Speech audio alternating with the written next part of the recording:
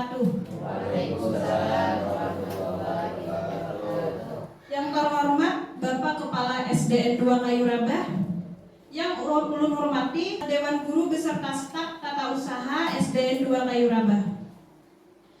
Alhamdulillah, puji syukur kehadiran Allah Subhanahu wa Ta'ala yang telah melimpahkan rahmat dan karunia-Nya sehingga kita dapat berkumpul dalam pelaksanaan Kombel SDN 2 Kayu Rabah. Pada kesempatan ini, bersama Ibu Nur Asyah selaku perwakilan yang kemarin ditugaskan untuk melaksanakan pelatihan di Balai Guru Penggerak dalam upaya meningkatkan kemampuan literasi dan numerasi. Jadi kami diamanatkan oleh Kepala Dinas Pendidikan Hulu Sungai Tengah melalui Balai Guru Penggerak untuk menyampaikan kembali atau mengimbaskan kepada guru-guru di satuan pendidikannya masing-masing. Nah, kita tahu kemarin kita sudah melihat raport pendidikan kita. Dapat dilihat di sana capaian kemampuan literasi dan kemampuan numerasi kita berada pada kategori kurang. Meskipun perubahan skor dari tahun lalu meningkat, akan tetapi itu belum mencukupi atau belum dapat merubah kategori yang kurang menjadi sedang, apalagi menjadi baik. Nah, kalau kita melihat rapor pendidikan ini, kita pasti bertanya, mengapa kemampuan literasi dan numerasi siswa kita rendah? Rendahnya kemampuan literasi numerasi tersebut disebabkan oleh banyak hal. Yang pertama, kurangnya pembiasaan dari guru untuk menyelesaikan masalah yang berkaitan dengan soal literasi dan numerasi. Kemudian yang kedua, penggunaan buku ajar yang belum tepat. Kita juga sebagai guru biasanya hanya berpaku pada satu buku teks tanpa mengembangkan dengan bahan ajar lainnya. Kemudian yang ketiga, miskonsepsi siswa. Kemudian yang keempat, pembelajaran yang tidak kontekstual. Kata kontekstual ini berhubungan dengan pembelajaran yang berkaitan dengan lingkungan sekitar. Kemudian rendahnya kemampuan membaca. Yang kita tahu, murid kita bahkan di kelas tinggi masih ada yang masih rendah kemampuan membacanya. Jangankan ibaratnya memahami sebuah teks, membaca pun mereka masih sangat kurang kemampuannya. Kemudian yang keenam, lingkungan dan iklim belajar. Lingkungan dan iklim belajar ini berkaitan dengan lingkungan sekolah maupun juga lingkungan keluarganya. Selanjutnya yang ketujuh, infrastruktur sekolah. Infrastruktur sekolah ini berkaitan dengan sarana dan prasarana sekolah. Di sini kita memang mempunyai perpustakaan, tapi kita lihat keadaan perpustakaan kita mungkin masih kurang ya, karena kita lihat pengaturan bukunya belum tertata rapi. Kemudian buku-buku yang dipakai pun masih buku yang usang, sehingga minat baca siswa itu akan rendah karena melihat perpustakaannya aja, melihat bukunya aja sudah mereka rasa kada tertarik. Ya. Kemudian yang kedelapan, sumber daya manusia. Selanjutnya, apa yang harus dilakukan agar kemampuan literasi dan numerasi siswa meningkat? Nah, di sini yaitu dengan cara menumbuhkan kesadaran pentingnya membaca dan juga berhitung. Strategi yang dapat digunakan yaitu dengan membaca 10 menit sebelum kegiatan belajar mengajar. Nah, jadi kita bisa terapkan, tetapi itu harus berlangsung secara terus-menerus. Kemudian yang kedua, mengoptimalkan peran perpustakaan. Yang ketiga, melatih siswa membuat karya tulis seperti mengarang. Kemudian membentuk komunitas baca, menerapkan konsep matematika dalam berbagai kegiatan, dan juga meningkatkan kemampuan numerasi dalam permainan serta melatih siswa dengan soal-soal numerasi. Nah, sekarang Bapak Ibu semua, marilah kita refleksikan dua hal atau dua pertanyaan tentang literasi tersebut. Yang pertama, sebagai guru, apa yang kita pahami tentang literasi? Yang kedua, bagaimana caranya kita membantu siswa meningkatkan literasinya? Kemudian Bapak dan Ibu guru, untuk memahami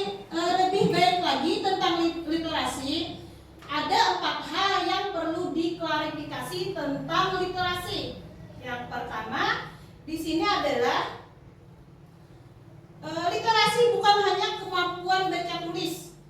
Ketika peserta didik kita mampu membaca dan menulis kembali sebuah teks, itu tidak menjamin siswa tersebut mampu mengolah informasi teks tersebut. Dengan kata lain, mereka itu belum tentu memahami apa isi teks bacaan tersebut.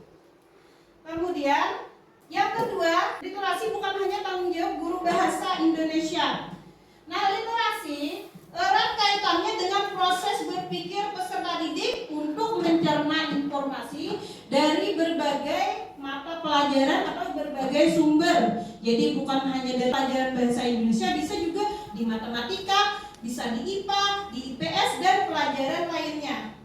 Perlu diingat bahwa literasi itu bukan semata-mata berfokus mempertanyakan apa yang mereka pelajari. Nah, namun lebih pada bagaimana mereka mengolah dan mengungkapkan kembali apa atau informasi yang mereka dapatkan.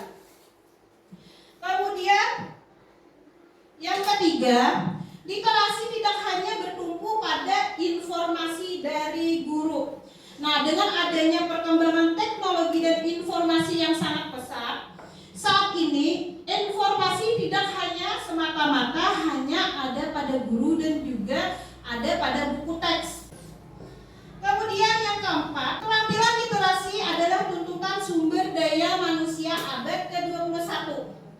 Banyaknya lapangan pekerjaan yang telah digantikan oleh teknologi menuntut sumber daya manusia untuk mampu berperan sesuai dengan kapasitasnya.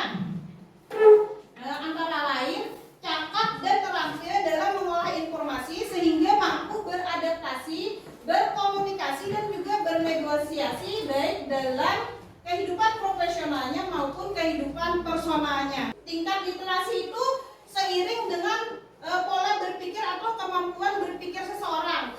Jika tingkat literasi itu seseorang itu rendah, maka dapat dipastikan seseorang itu tidak dapat berpikir kritis. Dari 4 hal tersebut dapat kita simpulkan bahwa literasi itu adalah keterampilan mental berpikir peserta didik dalam memaknai informasi yang mempengaruhi tidak hanya pengetahuan melainkan sikap dan pengambilan keputusan mereka. Sekarang untuk lebih jelasnya tentang literasi, Ulun akan menjelaskan tentang kompetensi literasi. Kompetensi literasi ini terbagi menjadi 3. Yang pertama itu menemukan informasi, yang kedua memahami, dan yang ketiga mengevaluasi dan merefleksi. Nah, ini adalah tingkatan dari kompetensi literasi pada fase C, yaitu yang ada di kelas 5 dan kelas 6. Yang pertama menjelaskan tentang menemukan informasi. Menemukan informasi itu sama dengan mengakses dan mencari informasi. Biasanya di dalam teks bacaan tersebut, jawaban dari pertanyaan ada di dalam teks atau sudah tersurat. Jawabannya itu sudah pasti. Yang kedua memahami. Nah, jadi memahami ini biasanya jawaban pada teks tersebut secara tersirat. Jadi kemudian yang ketiga mengevaluasi dan merefleksi. Mengevaluasi dan merefleksi ini yaitu yang menilai format teks, menilai kesesuaian antara ilustrasi dengan isi teks sastra atau teks informasi yang terus meningkat sesuai dengan jenjangnya. Nah, mungkin itu saja yang Ulun dapat sampaikan mengenai tentang literasi. Ulun lanjutkan kepada Ibu Nur Asia untuk menjelaskan tentang numerasi. Assalamualaikum warahmatullahi wabarakatuh. Tadi sebagian besar sudah dijelaskan oleh Ibu Ermayanti tentang literasi dan numerasi. Di sini Ulun akan menjelaskan apa itu numerasi. Numerasi adalah keterampilan mengaplikasikan kaidah atau aturan matematika dalam konteks kehidupan sehari-hari. Numerasi hadir di sekeliling kita dalam bentuk bilangan dan gambar. Tanpa kita sadari, numerasi sangat akrab dalam kehidupan kita. Mulai dari kita bangun pagi sampai dengan tidur di malam hari. Kalau kita masuk rumah saja sudah ada numerasi. Misalnya kita masuk pintu kan berbentuk persegi panjang. Nah, di situ sudah terselip numerasi. Numerasi tidak mutlak dikuasai